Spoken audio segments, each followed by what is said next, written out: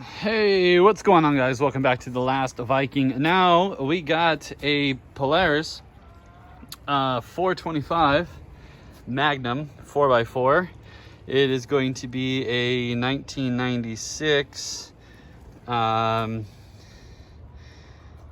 so I removed the carburetor already. The carburetor had a lot of issues with it. I put in a new spark plug. Carburetor here now. So let's see, many things wrong with this carburetor. This is the original Polaris carburetor that it came with. The diaphragm on the inside is torn to pieces, and not really quite sure where all of these hoses go. I know where the top, that one goes, and I know where that one goes, but not sure where that one goes. So, and that one is already on the new one. Throttle adjustment screw right there. Boom.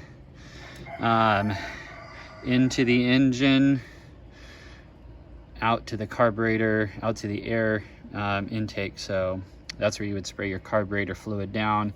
This right here goes into the engine port. So making sure that that's clean all the way around. So we're going to get rid of that one. We got a new one.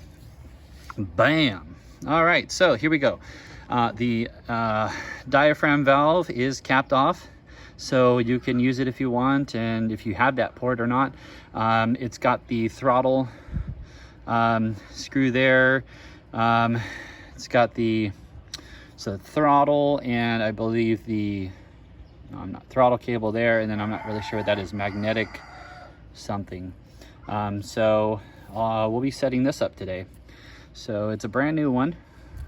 Picked it up from Amazon for, I believe, 30 something bucks. I'm just gonna go over and make sure that all of these screws right here like that are all nice and tight before I install it. So yeah, nice and shiny. So yeah, let's see. It's supposedly made in the US, and it was like 36 bucks or 35 bucks. Picked up a brand new carburetor. Gonna install it myself. Here we go. All right, so one thing that I noticed that was really kind of a pain, it did not even look like this when I got this quad. There was actually this hose right here was just running down, wasn't connected to anything, hadn't been connected to anything, as you can see, for quite some time. It was just hanging there. This fuel filter, obviously probably way too small. Somebody was working on it that didn't know what they were doing. Put in a way too small fuel filter. The one that should be in there, that size. So you can see the size difference. Fuel filter capacity, right? So allowing a certain amount of fuel to get to the engine to allow it to run at its maximum speed.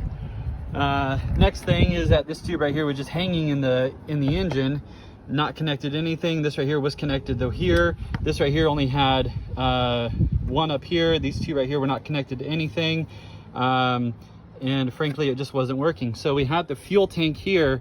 The fuel was actually running straight to the carburetor, and that was the only thing.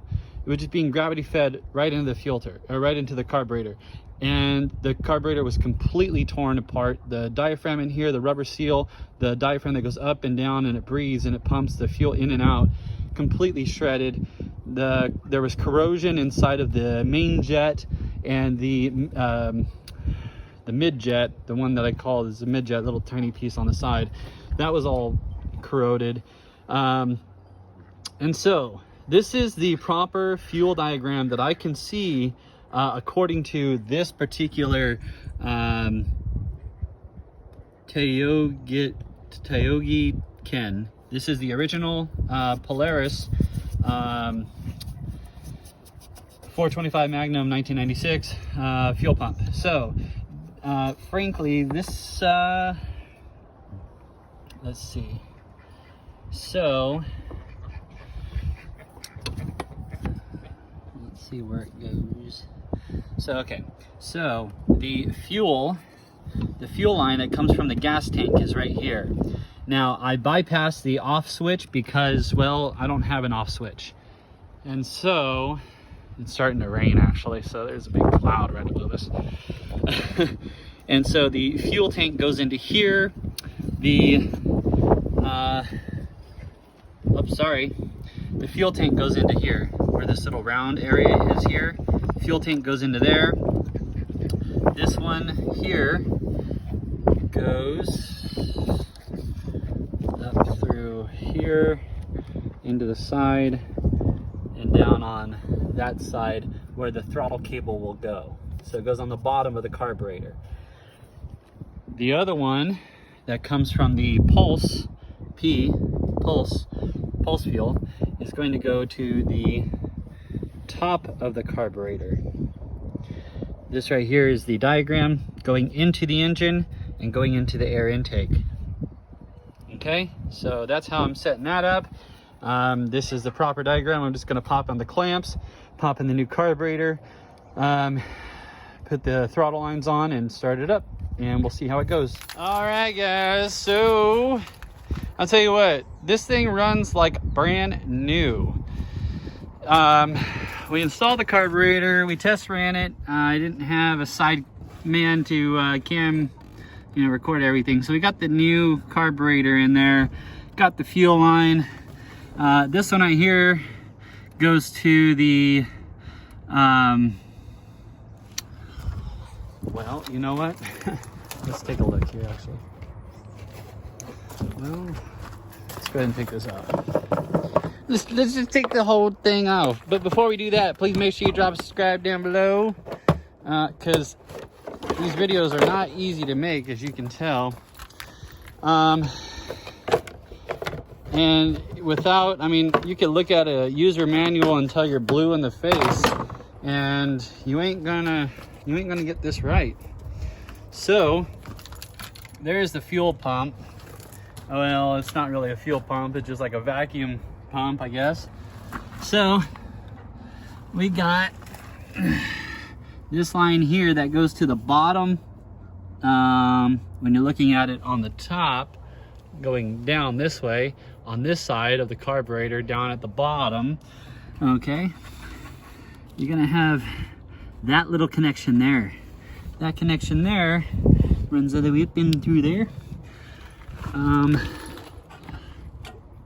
And okay, and so that line that goes into the, so this right here comes in from the gas tank, drops down from the petcock here into the fuel line. Fuel line circles right in here, and then comes right down this little tube into the carburetor, down towards the gas port on the carburetor. Now, the overpressurization that happens between here and here goes up into something called a pulse valve. The pulse valve spews like into the top of the carburetor, which is on this side of the carburetor up on the top. And that's where you put that hose.